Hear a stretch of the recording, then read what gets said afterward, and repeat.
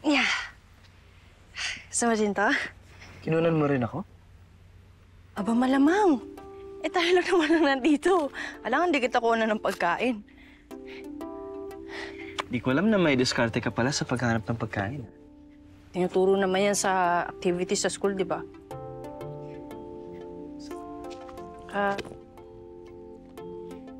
Totoo lang.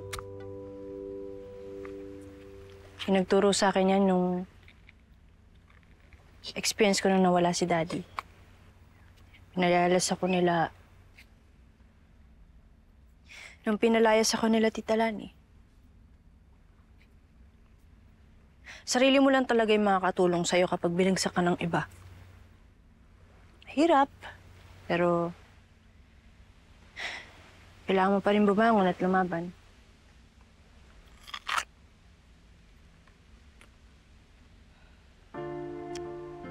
At pa-thank you ko na rin yan sa'yo sa pagligtas mo sa akin. Ligtas mo rin ako eh. Tapos may bonus pang pag-alaga. Swerte ko naman. Ayan, nalaglag yung... Hindi mo na tuloy makakain! Ito na lang. Sayang. Sige, hawakan ko na. Baka malaglag pa eh. Sa'yo na yan. Ganon. Kailangan na talaga natin makahingi ng tulong. Baka nag-aalala na sila sa atin eh. Kung mag-alala si Nono at si Cecil. No, I'm sorry, Ina. Kasi if it wasn't for Amy, wala naman tayo sa sitwasyon na to eh. Panininiwala ka na. May kinalaman yung girlfriend mo. Sinabi mo eh. Pero, mamaya natin yung pag-usapan. Dapat makaligtas muna tayo dito para safe na ulit tayo. Tama. Kailangan makaalis na tayo dito. Gusto ko na umuwi. Buti ka pa, excited makabalik sa pamilya. Parang blessing in disguise na nga itong na-stranded tayo dito kasi nakaiwas pa ako sa gulo ng pamilya ko. You know, at first, wala naman talaga akong pakialam eh.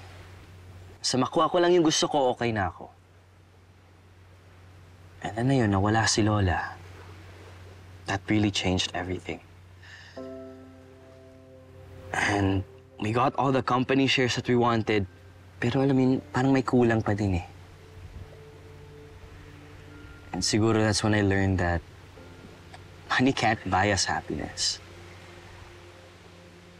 And I must admit, I mean, I'm not a perfect grandson. Talagang sick naman si Lola dati pa. And ramdam na ramdam namin yung pagmamahal niya sa amin. It's just that I took it for granted.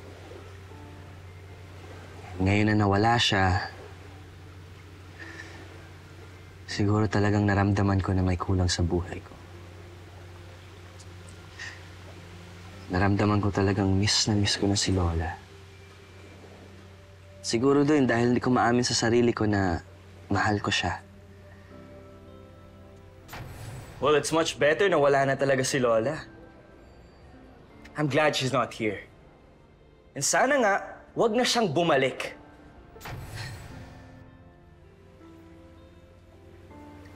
Mahal mo si Lola?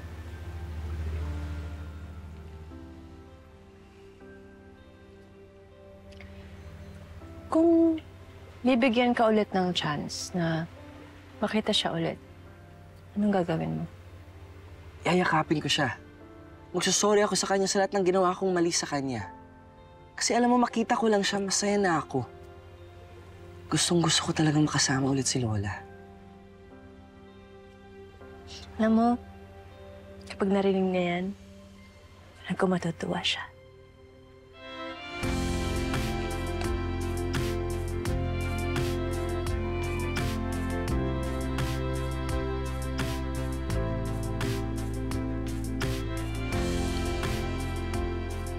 Tamis, no?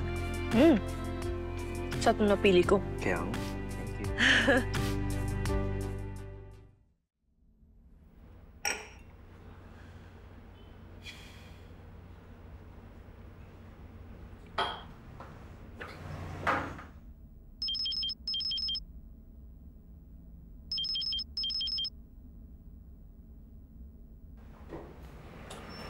Hello, Marang Star. Ma'am Joanna, may kailangan po kayong malaman. If it's not about Joanna's legacy, huwag mo kakausapin.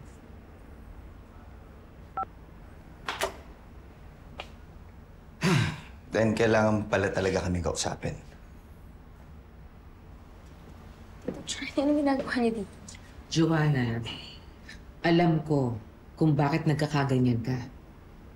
Dahil sa mga bashers sa social media. Joanna, bumabagsak na ang Joanna's legacy. Kailangan natin to gawa ng paraan. Well, kaya naman kami nandito ni Lani. May dala-dala kaming solusyon para sa'yo.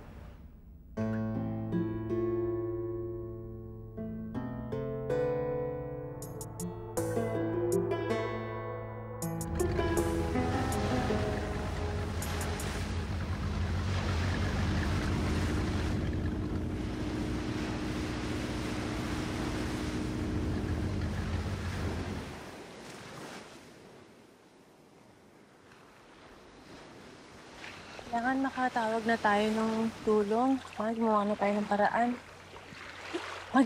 Gumawa tayo ng apoy. Tapos gamitin natin to para pantawag ng atensyon. Alam ko, mahanap din nila tayo. Alam mo, mabilis ako panghinaan ng loob pag sa mga sitwasyon na ganito. But not today. Minahawa talaga ako sa'yo, Ina. Hindi ka sumusuko kahit anong laban ibigay sa'yo eh. Ipakain na. Talaga? Wala pa ako. But to be honest with you, doon naman talaga ang tingin ko sa'yo dati pa. Alam mo, nung nawala ka, parang hindi kompleto yung araw ko eh. Nainis nga ako sa ginagawa mo, pero hinahanap-hanap ko naman. Nainis nga ako sa sarili ko eh. Kasi ginusto kong mawala ka sa buhay namin. Gustong nawala ka na. Parang naman talaga may kulang sa buhay ko. Mga Global Pinoy sa US, you can watch Shiny Inheritance and other Kapuso programs of GMA Pinoy TV, GMA Life TV, and GMA News TV on YouTube TV for only $14.99 per month. You can watch live streams and access past episodes whenever and wherever you want. Subscribe now!